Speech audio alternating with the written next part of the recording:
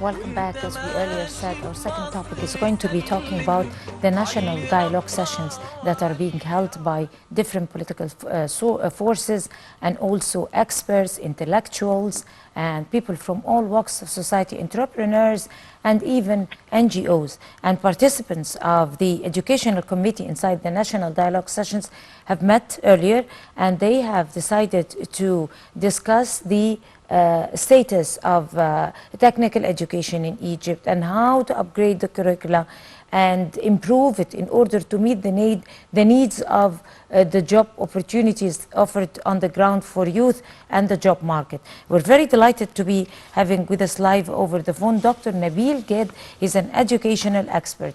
Good morning, Dr. Gad. Good morning, ma'am. How are you doing, sir? Just fine. So, talk to us about that meeting by the National Dialogue Forces who held a meeting earlier to upgrade the curricula of the technical education. They talked about unifying educational law that is based on the committee's discussions and would advance the educational system in Egypt. What type of a law would be ratified, and what exactly should be improved in that law? Well, the educational issue is for sure the most important topic that we have to discuss all the way through. First of all, let us express our deepest love to our beloved country, Egypt.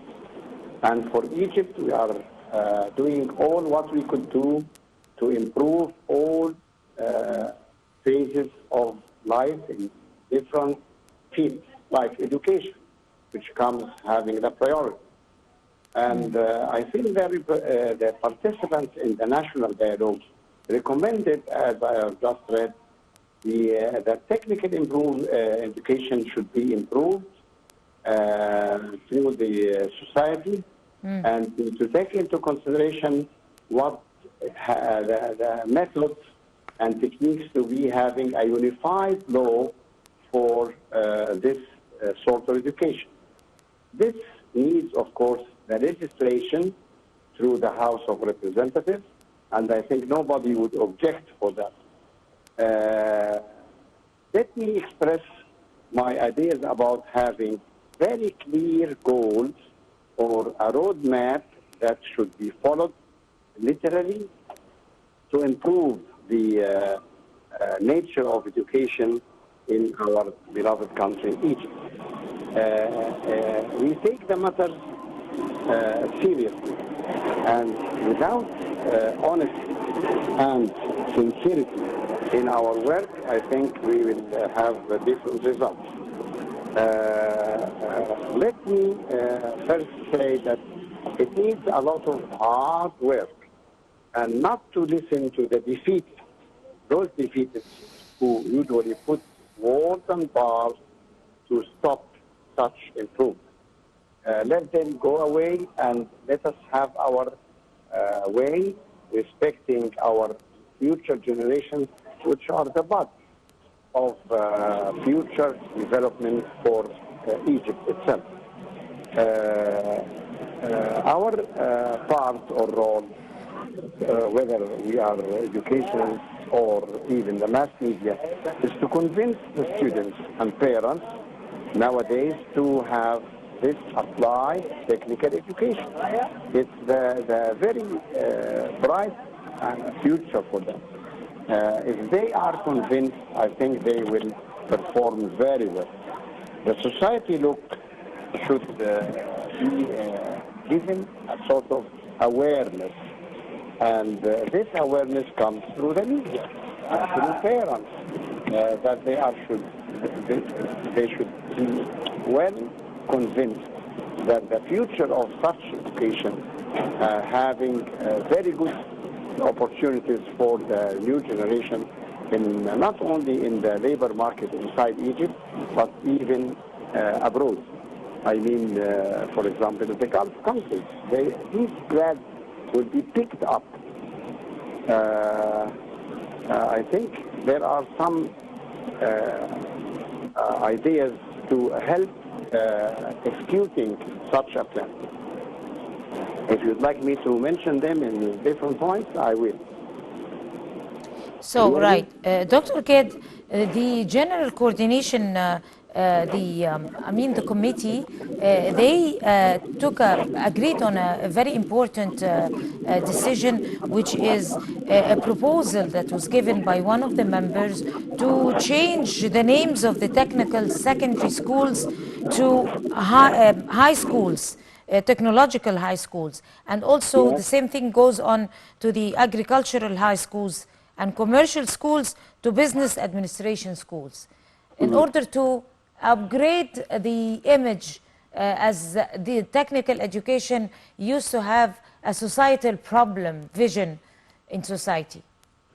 Yes, they are right. And it's a very good suggestion to change this to the high school, high educational or high technological school. That may be 3 years of study or maybe 5 years. I have no idea so far. But let us have several points to have in our future vision. If we want to depend on the idea of improving the quality of teaching in such schools, we have to have clear, applicable plan, and number two, to have very hard work by well-trained instructors. These instructors are the major factor, and they are the facilitators. I can suggest having something, I think they already know about it, something called the OGT, on-job training for instructors. Number three, that we all should have sincerity and honesty, which are the two wings of success. Number four, to have continuous encouragement. And I think this happens nowadays by the political leadership and all those who are concerned in the field of education.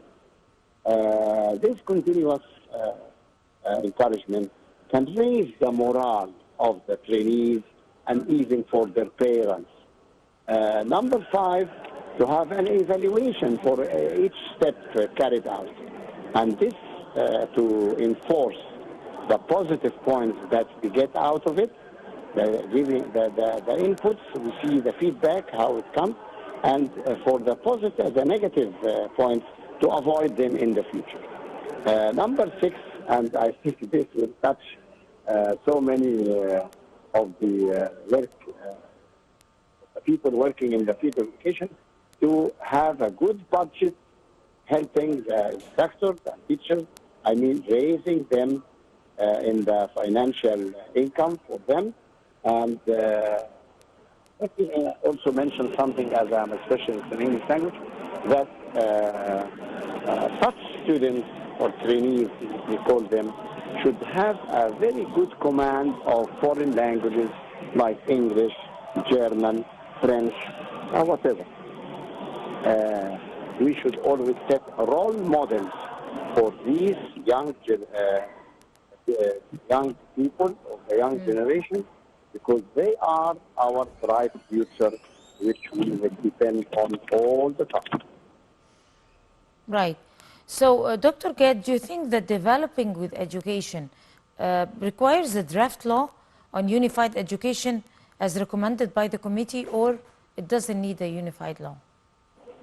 Yeah, the unified school or high school, we call it, can include different things, as you mentioned earlier, in the field of agriculture, the field of industry, the general field.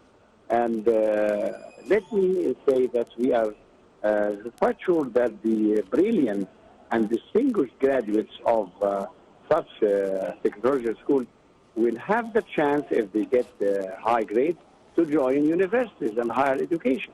And they may have postgraduate studies as well. That will encourage them a lot and give a push and set good examples for other young people to follow. Right. Dr. Nabil Gad, educational expert, would like to thank you, sir, so much talking to us in this segment. And I guess by this we come to the end of the breakfast show. Many thanks to all of you. Until we see you again tomorrow morning, that's a goodbye.